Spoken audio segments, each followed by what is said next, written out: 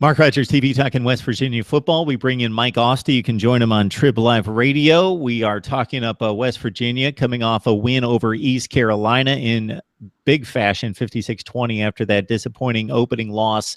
Neutral site against Virginia Tech had the ball in their hands, throwing the ball into the end zone at the end of the game to try to pull out a victory or tie the game and push it into overtime at that point, but the Mountaineers at 1-1.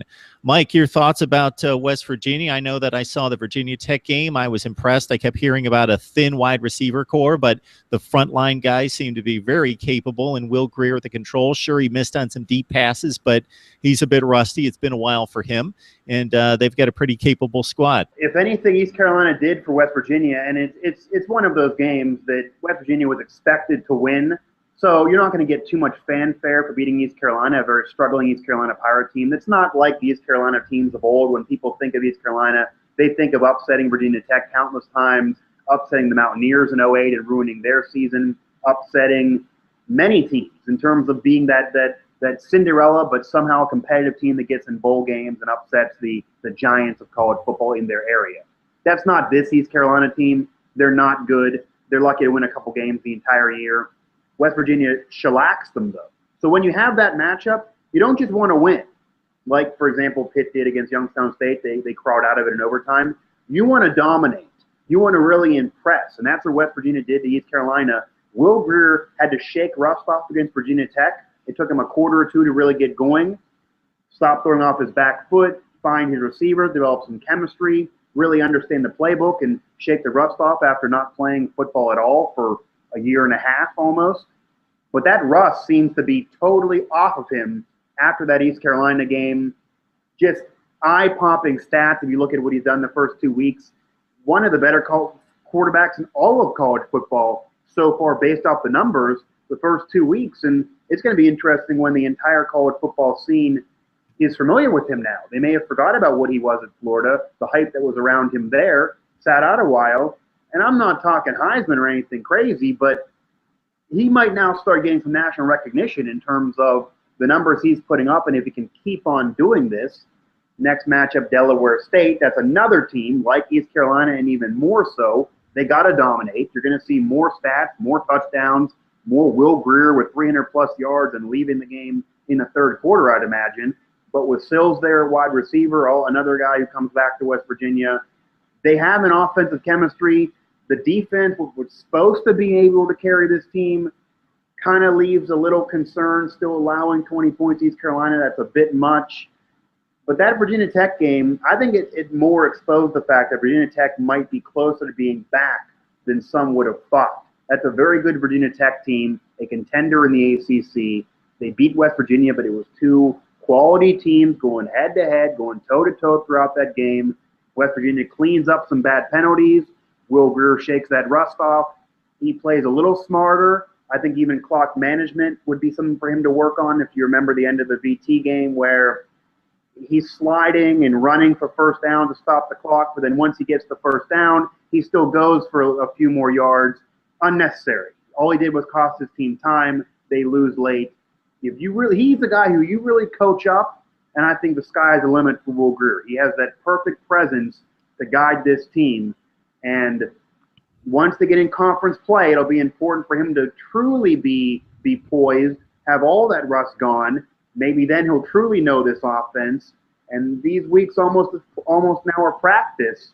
We're getting into conference play, and I think it's very realistic that West Virginia could finish number 2 in the Big 12 behind Oklahoma. Oklahoma's going to be a national power, but behind Oklahoma and maybe steal that game. They were competitive last year with the Sooners.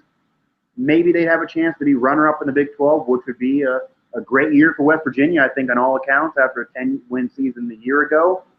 Will Greer, they've been waiting for him for a couple years in Morgantown. They always thought they were going to get him. He's here. The numbers are there. The hype's back. We'll see. But another cupcake city game there against Delaware State. So nothing to talk about next week. Conference play will be what I really want to look at for Will Greer and that West Virginia team, and the offense especially. I had thought they got annihilated by Oklahoma last year, but anyway, that's for another time. Yeah, well, I guess so. Yeah, they got annihilated once you look at the end of the score. Yeah.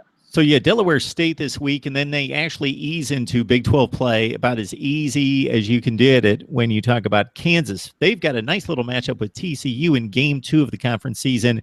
It's really a backloaded schedule when you talk about the last 5 games being Oklahoma State, Kansas State, Texas, Oklahoma in there. So we're not going to know a whole lot about West Virginia until late in the season, although that, again, that TCU game, that will be a fun one to watch. The Horned Frogs really took it to Arkansas this past weekend. So your expectations for West Virginia, as Oklahoma apparently has separated itself, nothing's been decided in the Big 12, but if they play like they did in Columbus, they're a juggernaut. So you think West Virginia could be the second or third seed there in the Big 12?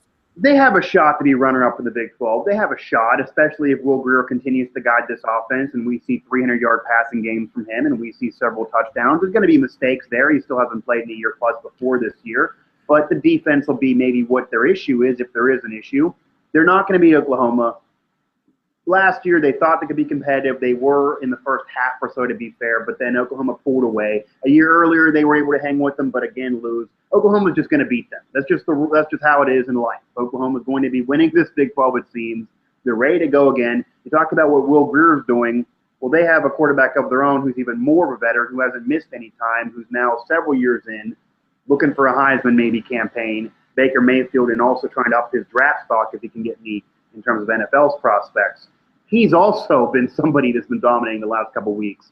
And I think Baker Mayfield has the edge again over Will Grier. So they have the edge on every facet of the game over West Virginia. Oklahoma is the class of the Big 12.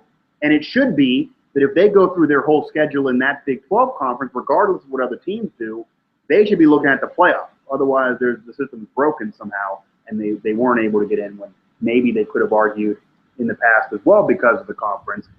West Virginia, though, is going to have Oklahoma State. We mentioned against Pitt.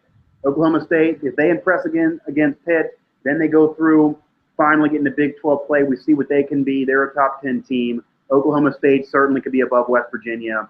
TCU.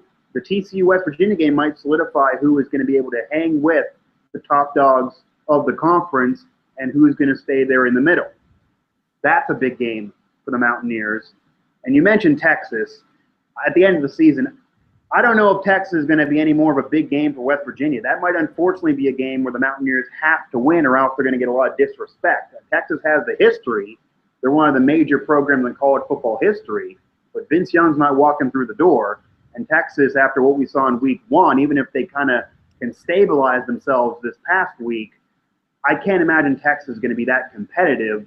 That might not be seen as a big or a solid win for West Virginia. But Oklahoma State, TCU, Oklahoma, those are big games. But they're not going to win the conference. But maybe runner-up, third could be also a possibility, and I think fourth at the worst. But definitely a bowl year and a decent bowl year for the Mountaineers. All right, Mike Ostie joining us from Trip Live Radio, talking up some Big 12 football and also Pitt. Please join Mike on Twitter. And where else can we catch you, Mike? At Mike Ostie 11 there on Twitter. You can catch me, Trib Live Radio, my show there on Trib Live Radio. Mike Drop is the show, triblive.com for any of the written content. Sports talk there, a little link on the Trib Live page to get all the broadcasts, whether it be myself or guys in Pittsburgh media here, even more established, and guys that I grew up watching and listening to, Tim Benz, Rob Rossi, myself there on Trib Live Radio. And do a Google search. If you can't find me any of those outlets, just Google my name and something will pop up. And love to be back on with you again in the future. Mike, we appreciate the time. You take care. You too, man.